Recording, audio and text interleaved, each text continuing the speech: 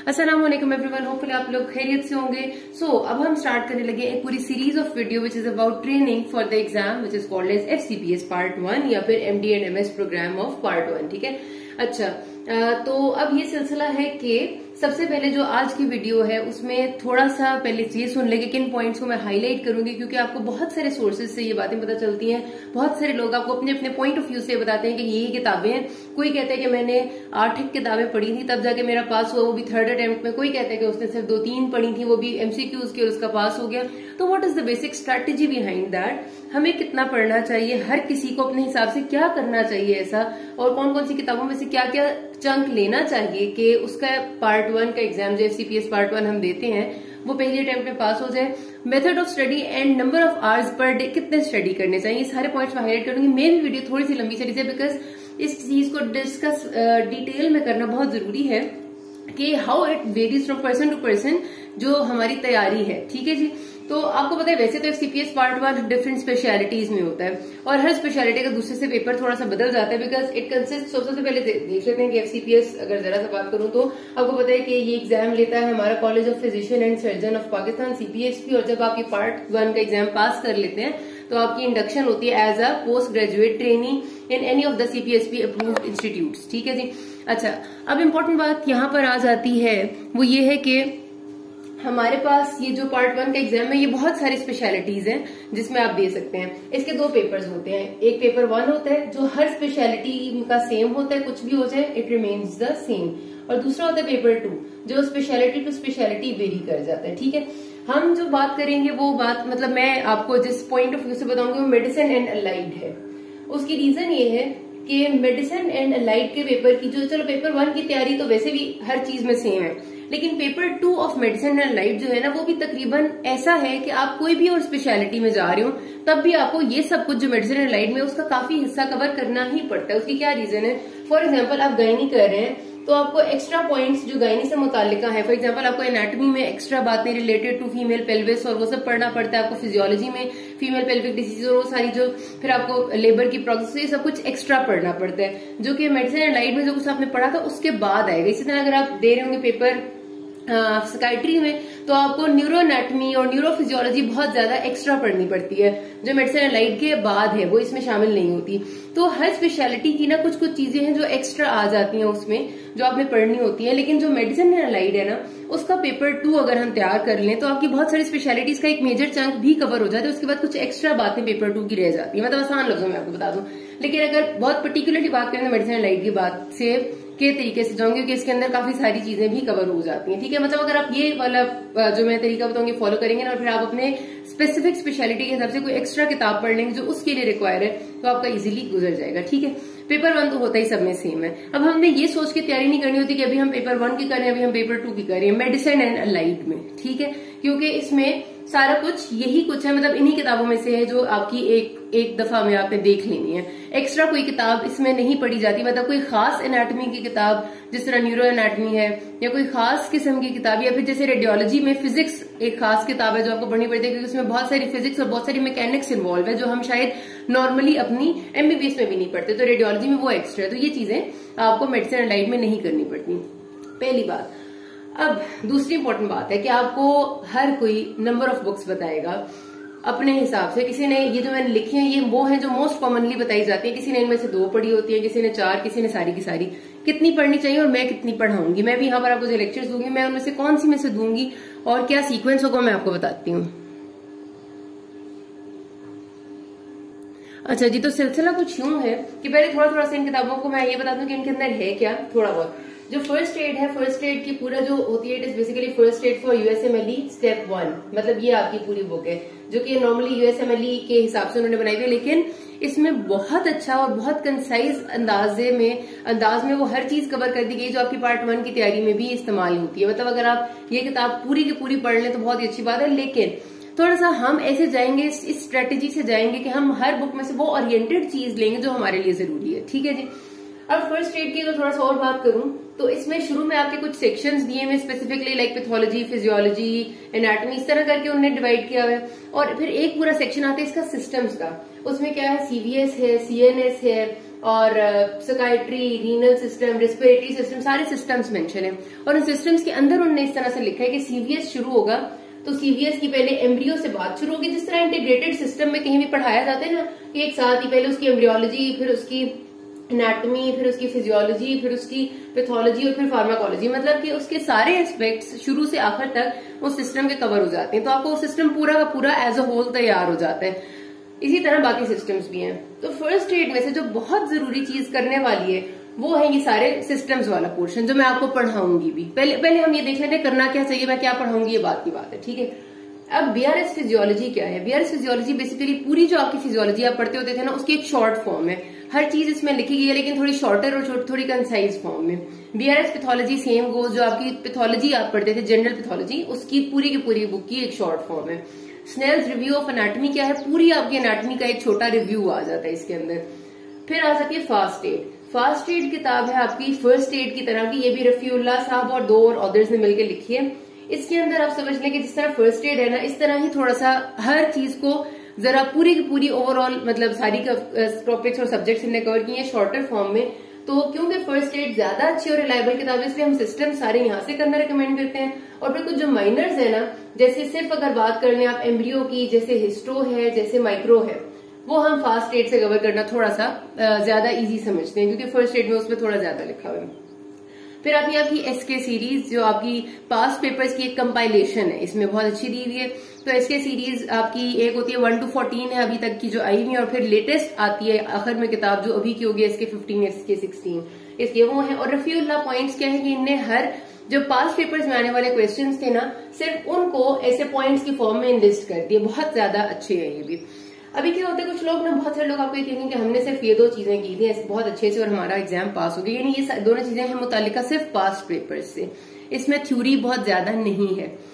अच्छा जी, अब मैं क्या समझती हूँ, मतलब जो मेरा अपना पॉइंट ऑफ व्यू है, आपका डिफरेंट हो सकता है, लेकिन हर किसी को ना, जो मैं आपको समझाना चाहती हूँ कि हर किसी को अपना स्टाइल ऑफ स्टडी और अपना कैपेसिटी को समझना बहुत जरूरी है। जिन लोगों ने बेसिस अच्छी बनाई थी, यानी कि जब एमबीबीएस के ईयर्स चल रहे थे, जिनने फिजियोलॉजी पढ़ी थी बाकायदा सही से, जिनने पैथोलॉजी पढ़ी थी, और सही से पढ़ने से ये नहीं हो रहा कि आपको हर चीज इस वक्त रटी रही है, कि अगर आप वो चीजें दोबारा से आपकी नजर से गुजरे तो आपको कॉन्सेप्ट याद आ जाएगा। मतलब ये है कि आपको डिटेल्स नहीं इतनी ज्यादा सोचने पड़ेंगी, आप बिल्कुल भूले हुए नहीं होंगे, आपको एकदम याद आ जाएगा, ये मकसद है। तो जिनने उस वक्त फिजियोलॉजी, पैथोलॉजी और एनाटॉमी, ये तीनों आपके मेजर सब्जेक्ट हैं, ठीक है, ये जिनने उस वक्त अपने जमाने में अच्छी पढ़ी थी ना, उनको अगर वो बीआरएस की किताब में नहीं भी पढ़ते और सिर्फ फर्स्ट एड से और फास्ट एड से मिला के ये चीजें कवर करते हैं, वो इजीली कर लेंगे। उसकी रीजन ये है कि आपको दोबारा से जब वो आप चीजें पढ़ेंगे ना, तो इन लोगों ने लिखा हुआ सब कुछ है, सिर्फ थ्योरी नहीं लिखी हुई उसके अंदर, डिटेल्स नहीं लिखी हुई। जैसे कार्डिक साइकिल लिखी हुई है कि इसमें क्या हो रहा है, लेकिन ये नहीं लिखा हुआ कि एक स्टेप की डिटेल बहुत ज्यादा, वो आपको खुद ही याद आ जाती है जिसने पढ़ी होती है। तो ये उनके लिए बीआरएस फिजियो या बीआरएस पैथो और स्नेल्स एनाटॉमी करने की जरूरत ही नहीं पड़ती। जिन्होंने उस वक्त थोड़ा सा वीक बेस फॉर्म की थी या उन्हें याद नहीं है चीजें, या फिर अगर वो पढ़ते हैं तो उन्हें स्ट्रगल करनी पड़ती है, वो सब भूले हुए हैं, उनके लिए बेहतर है कि वो एक एक दफा ये बुक्स रिव्यू कर लें ताकि उन्हें चीजें याद करने में आसानी हो। अच्छा जी, अब पहली बात मैंने क्या कही है कि आपको अपनी पर्सनल कैपेसिटी देखने की जरूरत है कि आपने पहले क्या किया था, ठीक है। दूसरी बात ये है कि दूसरा तरीका क्या हो सकता है। एक तरीका ये हो सकता है कि आप बीआरएस फिजियो भी पढ़ें, बीआरएस पैथोलॉजी भी पढ़ें और स्नेल्स एनाटॉमी पढ़ें। आपकी फिजियोलॉजी, पैथोलॉजी और एनाटॉमी आपने अलग अलग पूरी कवर की जो कि मेन सब्जेक्ट हैं। फिर आप फर्स्ट एड में से ये सारे सिस्टम्स पढ़ेंगे तो इनमें उन सिस्टम्स की फिजियोलॉजी, पैथोलॉजी, एनाटॉमी दोबारा से रिपीट हो जाएगी, तो आपको वो समझ आती जाएगी। एक ये तरीका है। दूसरा ये तरीका है कि आप ये भी ना पढ़ें, ये भी ना पढ़ें और ये भी ना पढ़ें। उल्टा आप ये करें कि आप फर्स्ट एड में से वो सिस्टम्स पढ़ें और सिस्टम्स में से आपको जो जो बात नहीं समझ आती वो आप या तो अपनी पहले वाली जो टेक्स्ट बुक आपने पढ़ी थी, यानी कि मैंने जैसे अपने जमाने में गाइटन पढ़ी थी फिजियो के लिए, तो आप गाइटन से उसके लिए कंसल्ट कर लें। उससे भी ज्यादा कुछ लोग जो तरीका फॉलो करते हैं वो ये होता है कि आपको जो बात नहीं समझ आ रही, सिर्फ समझने की हद तक, रेफरेंस नहीं आपने उसका कोट करना। सपोज करते हैं कि मुझे एक लाइन है जो नहीं याद आ रही कि इसका क्या मतलब था एग्जैक्टली, या कोई वर्ड है मुझे नहीं याद आ रहा। सपोज नर्न्स पोटेंशियल, अक्सर आपने देखा होगा, हमने इस्तेमाल किया था जो मस्कुलर आपने फिजियोलॉजी पढ़ी थी। तो नर्न्स पोटेंशियल का मुझे वर्ड मतलब नहीं समझ आ रहा, तो मैं इंटरनेट या गूगल कर लेती हूँ फौरन से और उसको समझ लेती हूँ, मुझे अपनी एकदम प्रीवियस नॉलेज से जहन में आ जाता है कि यार इसका क्या मतलब था। तो दूसरा क्या तरीका, पहला तरीका है कि आप ये तीनों किताबें पढ़ें, दूसरा है कि दूसरी तीनों किताबें ना पढ़ें और अपनी प्रीवियस बुक से साथ साथ कंसल्ट कर लें जो आपने उस वक्त पढ़ी थी।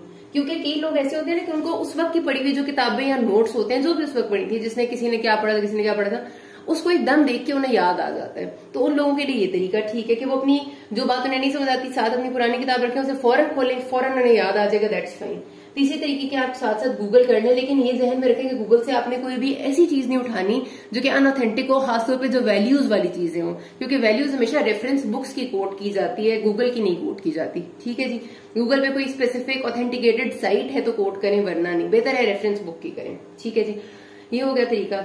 अब ये जो रहेगी, ये तो हमारी आ गई ना फास्ट एड और फर्स्ट एड में। मैंने बताया एक सारी चीजें, फास्ट एड में भी यही शॉर्ट फॉर्म में ये आप इधर से भी कर सकते हैं। ठीक है, एक हमने 3 तरीके कर लिए पढ़ने के। अब जो आखिर में ये 2 किताबें रहेगी, ये आपकी रिवीजन बुक्स हैं, यानी कि इसमें आपको पास्ट पेपर सारे के सारे पॉइंट्स और एमसीक्यूज की फॉर्म में मिल जाएंगे।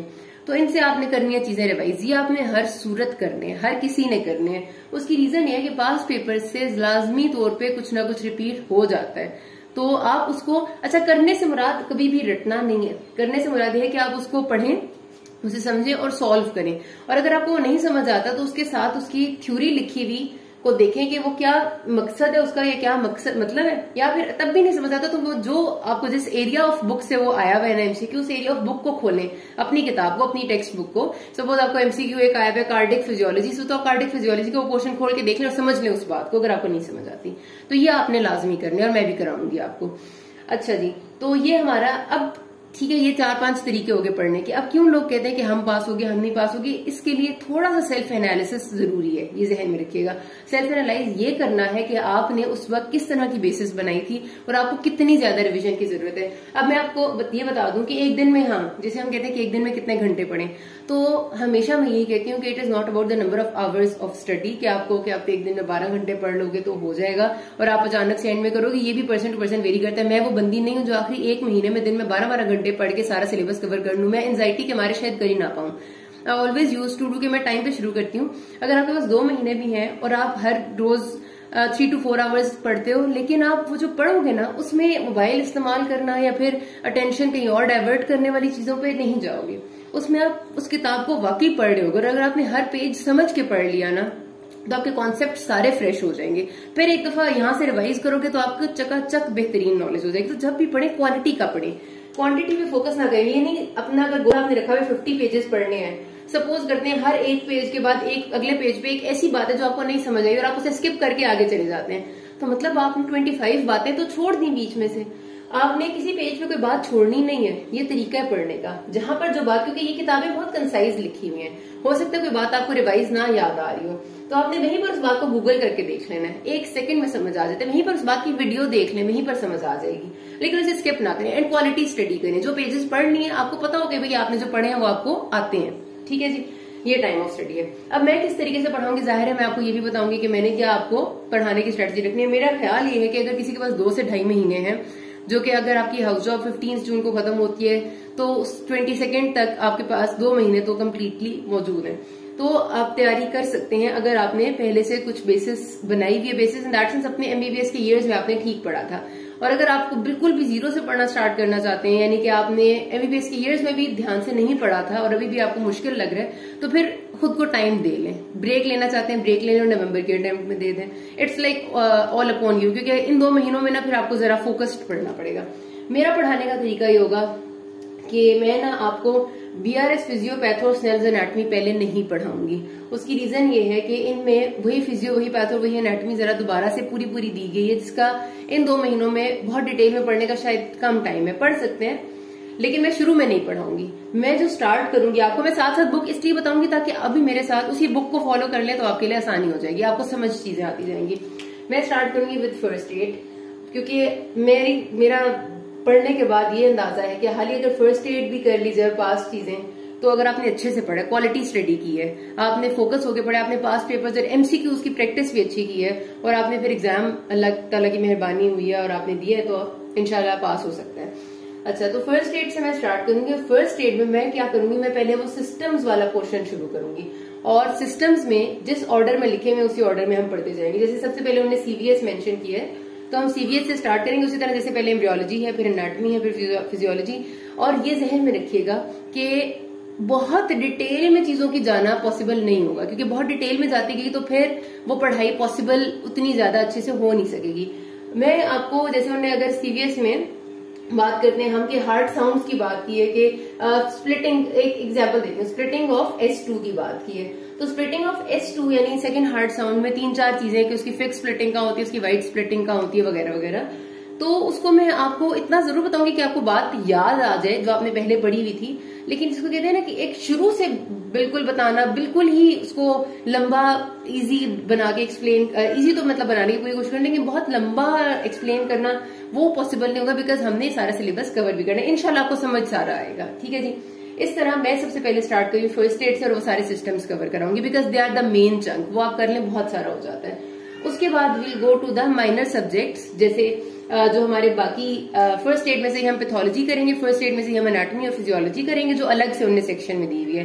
फिर मैं आपको फास्ट एड के माइनर्स पे लाऊंगी, मैं आपको बताती जाऊंगी कि मैं किस बुक से क्या पढ़ा रही हूँ, फिर हम रिविजन करेंगे, ठीक है। और मेरे साथ साथ आप वही बुक फॉलो करते रहेंगे तो आपके लिए भी आसानी होती जाएगी। आप अपना भी कुछ करना चाहें तो इट्स फाइन।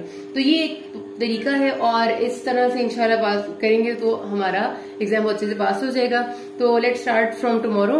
आज से आप ये कमर बांध ले, अब किसी कोई मसला होता है यू कैन आस्क मी, मैं आपको जवाब इंशाल्लाह जरूर दूंगी। Thank you.